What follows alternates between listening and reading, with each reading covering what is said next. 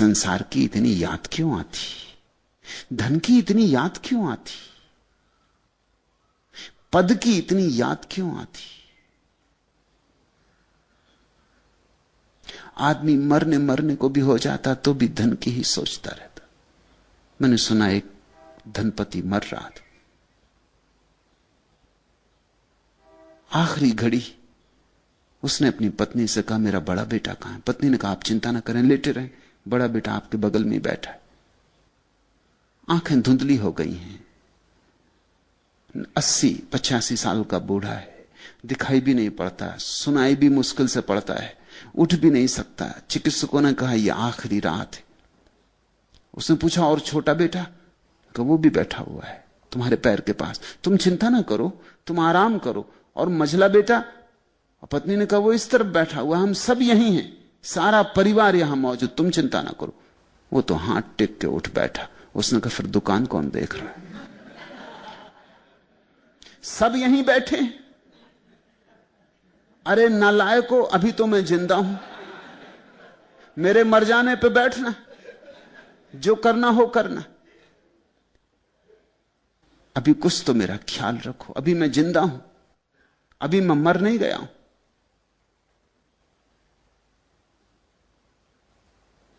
यही आदमी फिर दूसरे दिन मरने की हालत में आ गया। सुबह सुबह आखिरी सांसें ले रहा है। जैसा बाप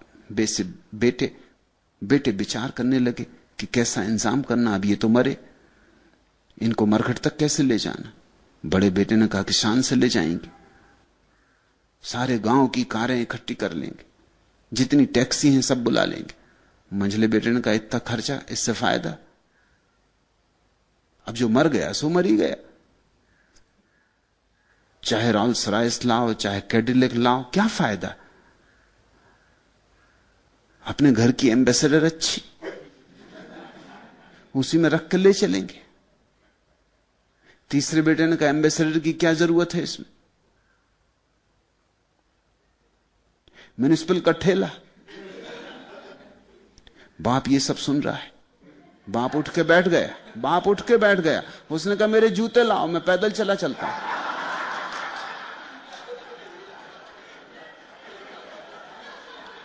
आखिर ठेले वाले को भी पैसा देना ही पड़ेगा, अभी मैं जिंदा हूं।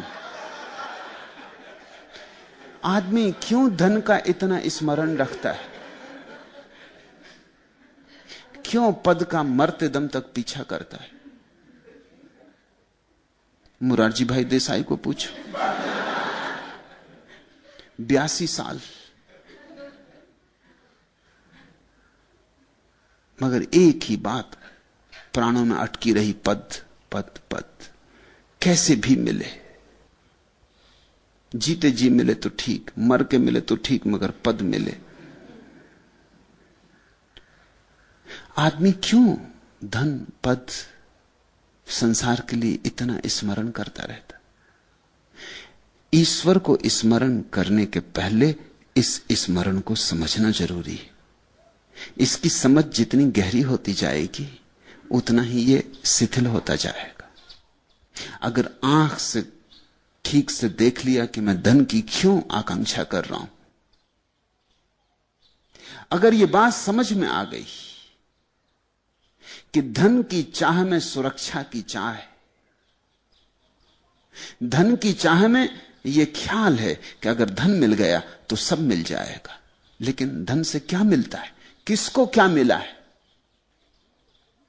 अगर तुम्हें यह दिखाई पड़ गया कि धन से कभी किसी को कुछ नहीं मिला और धन से कभी किसी को कुछ नहीं मिल सकता है, यह झूठी यात्रा है, तो धन का स्मरण धीरे धीरे अपने आप अवरुद्ध हो जाएगा। पद से क्या मिलेगा? पद वाला वैसे ही मर जाता है जैसे पदहीन मर जाता है, और पद वाले कब्रों में पड़े जैसे पदहीन कब्रों में पड़े। मृत्यु सबको एक सा पहुंच देती, फिक्र नहीं करती कौन प्रसिद्ध थे कौन अप्रसिद्ध थे, कौन शक्तिशाली थे कौन शक्तिहीन थे। ठीक से अपने पद और धन की आकांक्षा को समझो, उसी समझ में तुम्हें यह बोध आएगा कि न धन से कुछ मिलता है न पद से कुछ मिलता है, और मौत रोज आ रही। अगर तुम्हें दिखाई पड़ जाए कि धन से कुछ नहीं मिलता, तो धन की याद अपने आप विसर्जित हो जाए और पद की दौड़ व्यर्थ है। तो पद का जो धुआं तुम्हारे मन में सदा घूमता रहता है, वो तिरोहित हो जाएगा। जहां संसार की आकांक्षाएं समर्पित हो गईं, शांत हो गईं, शून्य हो गईं, वहां उठती है याद परमात्मा की। तुम्हारे किए नहीं उठती। तुम तो एकदम अवाक अवस्था में हो जाते हो, क्योंकि तुम्हारी सब पुरानी चाहें गिर गईं। अब तुम्हें कुछ समझ में नहीं आता। एक अचाह की घड़ी आ जाती, लेकिन उस अचाह में ही तुम्हारे भीतर पहली बार एक नई सुवास प्रकट होती, एक नया सरगम बजता है। उस सरगम का नाम ही परमात्मा की याद है।